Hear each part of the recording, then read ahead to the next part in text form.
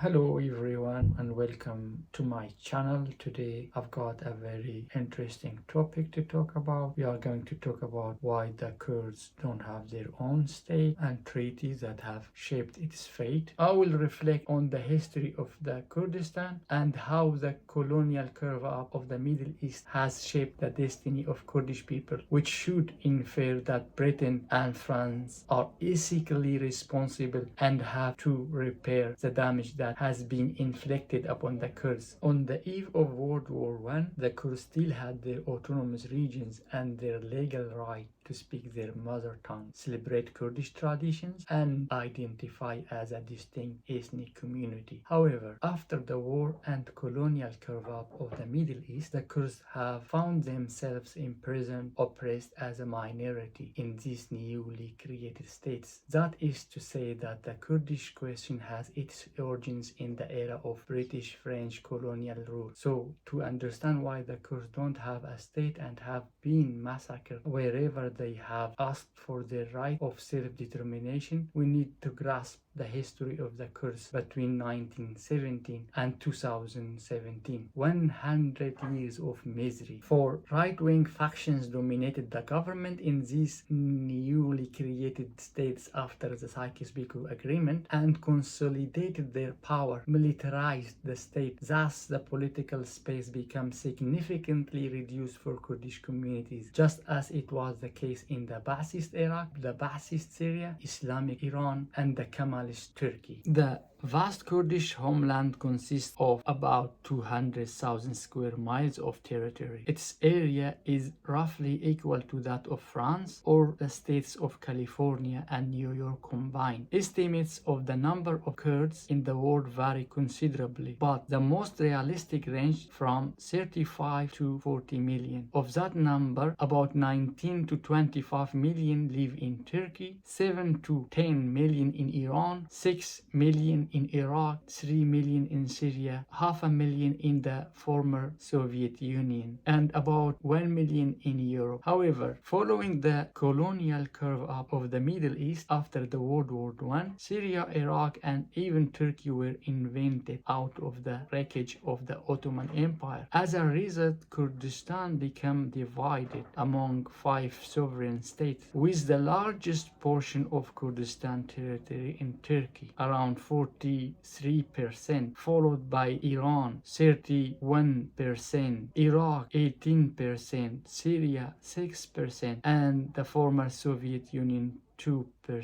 A brief historical background. The earliest reference to the Medes as possible Kurdish ancestors appears to have been made on linguistic grounds by Minoresky in the first edition of the Encyclopedia of Islam. The earliest use of the term Kurdistan in historical documents goes back to the 12th century when Seljuk Sultan Sanjar created a province administrative unit called Kurdistan in 1157, which did not encompass all Kurdish territory. It encompassed the Vilayat of Sinjar, Shahrazor, Dinawar, and Kermanshah, which are parts of the territory of modern Iraq and Iran. After the Mongol invasion throughout the 12th and 13th century and Tamerlane's campaigns in the 14th century, Kurdish territories were devastated. From the mid-15th century until the mid-16th century, the Ottomans and the Safavids conflicted for the control of the Kurdish lands in eastern Anatolia. After the Ottoman victory at Jaldiran in 1514 over the Safavid Empire, the Ottoman Sultan Selim gained control of the most of the Kurdish regions. Selim sent Kurdish notable Idris of Batlis to secure the allegiance of the Kurdish chieftains of southeastern Anatolia and northern Iraq. By the end of the year, all except one had recognized Selim's overlordship. Kurdish tribes benefited from this rivalry, and some tribal confederations even enjoyed semi-autonomous status during the competition between the Ottomans and the Safavids. Until the mid-17th century, Diyarbakir province, 1520 to 1566, had 9 autonomous Kurdish principalities and were administered and ruled by their holders. Kurdish beys or emirs, main principalities were Botan, Hakkari, Badinan, Soran, and Baban. Now we move to the treaties that shaped the fate of Kurdistan. Treaty of Zuhab, or it's called the Treaty of Qasr al-Shirin, a treaty which was signed between Safavid Empire and the Ottoman Empire on May 17, 1639. The accord ended the Ottoman-Safavid War over territorial disputes. Thus, a clear borderline was drawn between nowadays Iraq and Iran, which persisted despite disputes and invasion until 1914. This was the first division of Kurdistan. Sykes-Picot Agreement, a secret convention made during World War I between Great Britain and France, which defined their respective spheres of colonial interest and the political division of Middle East for the next century. Syria was to go to France and Iraq to Britain. Lloyd George, the British Prime Minister of the time, in his war memoirs wrote, "There could be no question of a peace conference until we had conquered Iraq and Syria." According to this agreement, Vilayat of Mosul, Iraqi Kurdistan, should have gone to France, but Britain had carried out many studies and investigations in this Kurdish territory and was well aware that it was rich in oil, thus decided to conquest Vilayat of Mosul and attach it to Iraq. France was persuaded to give up its rights to Mosul in exchange for Cilicia, but when the French learned of the Mosul oil reserves, another agreement was signed accordingly. The British government commits itself to grant the French government or parties designated by the latter a 25% share at current market prices in the net production of crude oil, which His Majesty's government would produce from the Mesopotamian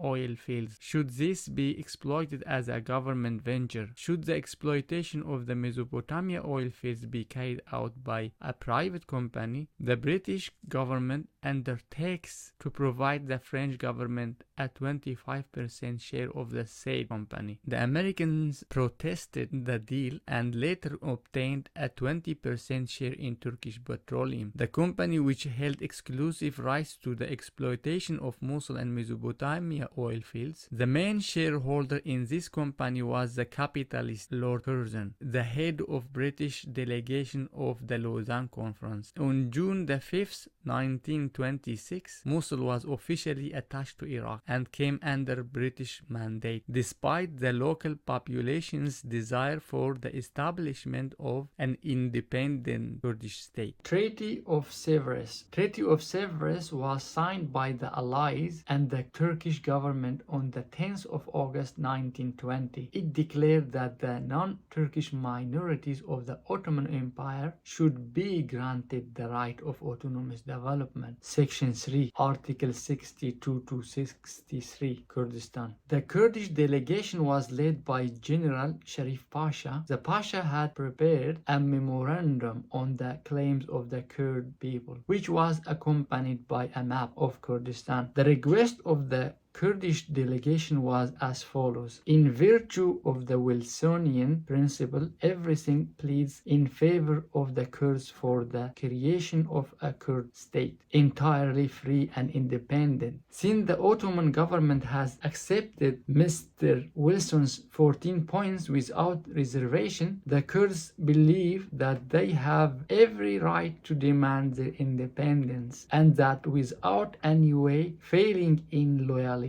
towards the empire under whose sovereignty they have lived for many centuries, keeping intact their customs and traditions. However, the independent Kurdistan envisaged by treaty was deeply unjust to the Kurdish people, a country from which 2/3 of its territory would have been lopped off, including its fertile area, not to mention Iranian Kurdistan, which the colonial powers made it clear that Iranian Kurdistan was an integral part of Iran, and that the Kurdish problem centered on Iraq and Turkey. 1/3 would have been placed under French mandate. Territories with overwhelmingly Kurdish majority lying west of Euphrates, like Jazira, Kurdagh, Afrin, Arab Penar, Kobani, Ain Tab, Kilis, Orfa, Mardin, Nusibin, and Jazirat ibn Umar. The other third would have been allocated to the Armenian state, which was to be placed under US mandate. Meanwhile, Britain had